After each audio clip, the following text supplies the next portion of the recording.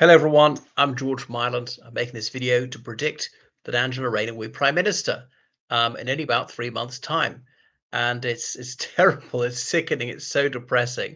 The United Kingdom really has gone to the dogs.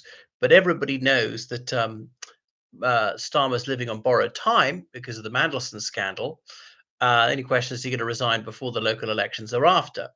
And she's the front runner to take over because Andy Burnham's not even an MP. He's out of contention. He's the only other serious rival. People talk about West Streeting, who's tainted because of his friendship with Peter Mandelson. There's guilt by association. Epson's guilty of we know what. Mandelson's guilty of being his friend, and Streeting's guilty of being Mandelson's friend, and so on. Plus, Streeting's on the right of the party, maybe not that successful as health secretary. Let's face it, Angela Rayner, she was deputy leader of the party, deputy prime minister, so she was the number two until she was forced to resign. Had Starmer dropped dead, she would have been prime minister. The king would have at least appointed for the interim until Labour elected a substantive leader, which might have been her. So Starmer tenders his resignation. It's a matter of time. Angela Rayner can very, very easily secure nominations. She's got enough Labour MPs easily backing her. And remember, once you are nominated to be leader of the Labour Party, every member of the Labour Party has a vote of equal value. Is not to say that the an MP's vote counts for more than an ordinary man or woman who's a member of the party. This was a system changed by Ed Miliband, and that's what brought Jeremy Corbyn to the leadership. And remember, Angela Rayner was a vociferous admirer of Corbyn, and she served in his shadow cabinet, even though she's a very new MP at the time. So previously I was saying Streeting is going to be Prime Minister because I just can't bear the thought of Angela Rayner being Prime Minister. But, good things just don't happen in politics. It's like almost like it only ever gets worse. So it really is nauseating.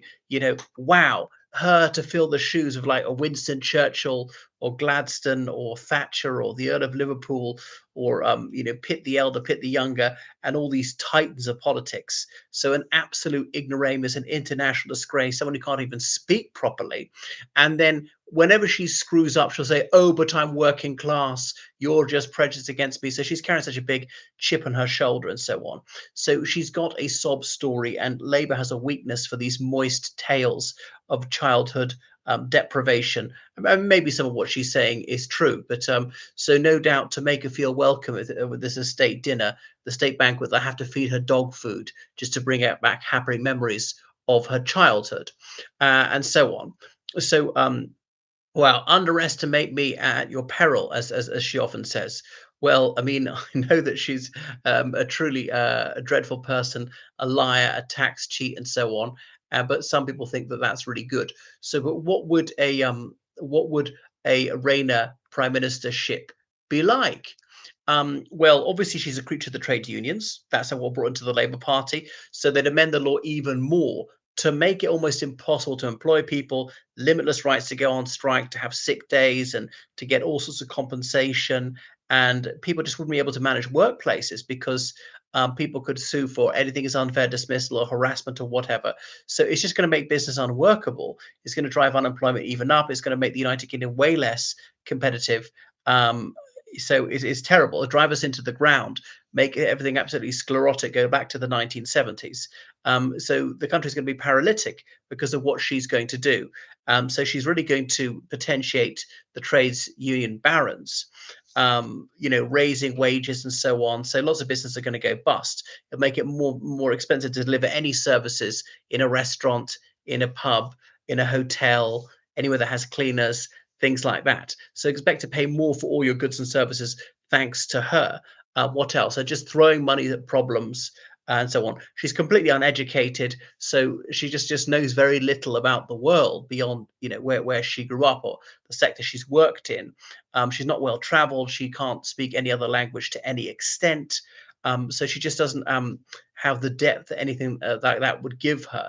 Not been in any managerial position. So I mean, I wouldn't put her in charge of a bicycle, and it'd be terrifying to think that she's going to have her finger on the nuclear button. She doesn't have a grasp of details. She doesn't know what needs to be on a radar screen, like saying that the legal age of marriage was 16 when no, it was 18, and she was an MP when it was changed a couple of years ago. So there are loads of things that she doesn't know about. She's anti-democratic, saying, "Oh no, we shouldn't have elections because these people only serve for a while." I mean, it's always cheaper not to have elections. Maybe just not have elections forever. So she sees office as a way to enrich herself, and she's not very popular amongst her own constituents in Ashton under Lyne, which is what trying to do the chicken run to Brighton, meant to be more secure territory for the Labour Party. So this HMRC investigation, will it go her way? And I have a hunch that it will, because like everything in the public sector, there's a very strong left-wing bias. They see the Labour Party as their party, just like Greater Manchester Police let her off the hook when she was lying about where she lived. Her council flat exercised that Thatcherite right to buy, when in fact her brother was living there and she was living somewhere else. And then when she, she got all this money compensation for her disabled child, the trust, the special house for her child, and she'll always exploit her children to kind of get away with things, use them as a shield for everything she's done, or her sex, saying, "Well, as I'm female, you can't criticize me. I can get with it." And unfortunately, on the left, there are a lot of people who buy this utterly specious argument. So it's a disgrace. But some people identify with her. People are working class. Say she's one of me, but actually, working class people are more attracted to Reform UK than Labour. But yeah, but there are some Labour voters who buy into that. So she's meant to be reassuring for traditional Labour voters, just like John Prescott was a generation before. And John Prescott was a bit of a hero of hers, was also a loudmouth, an ignoramus, just a brute, someone who sexually abused women and so on. But for somehow that's okay. He gets a pass. Anyone else is accused is cast into the outer darkness. And he was accused by the wife of the late Austin Mitchell, a left-wing journalist, and I believe she's even a Labour Party member. And okay, I mean, that could be false, but why would she say it decades ago when nothing was going to happen in her favor? She wasn't getting any compensation. She didn't ask that. She didn't try to take any legal action. I'm not sure Matt and Prescott even denied it, and so on. An era when she was not going to be believed and men could get away with it. These days, there's every incentive to make up bogus allegations. But somehow, because he's one of Labour's own, that's absolutely all right. Goodness. So Angela Rayner, it's dreadful. It's shocking. Now, the good news is she'll be such a disaster for the Labour Party. Although she's popular amongst the Labour Party, she is detested by the country at large. There's someone like Wes Streeting, who's fairly popular amongst the Labour Party and more acceptable to Middle Britain. Anyone else, like, I don't know, like maybe David Lammy will be more broadly acceptable to the public. You need someone who's going to pull your party up, not drag it down, who would attract people who don't usually vote for your party. But Angela Rayner is so tribal, so ultra aggressive. But she was a fairly good attack dog in some of those debates, and they'd successfully taught her to say the words Tory chaos. So goodness, she obviously can't speak grammatically. Subject verb agreement hasn't got that one, and claims it's working class to be wrong. It's not upper class or middle class to be correct. Grammar is what it is. So speaking ungrammatically, setting a bad example for children. They'll get lower marks in GCSEs precisely because of her. Wow. And then to think that she was Labour's education secretary, shadow education secretary for a while, a calculated insult. It was anti-pedagogical to appoint someone like her, who was an educational disaster zone. Anyway, it is deeply dispiriting, but symptomatic of a country which hates success, which is wallowing in this cult of victimhood. And where will she lead us? I mean, the good news is it probably a one-term Labour government if she's the Labour Prime Minister leading into the next election.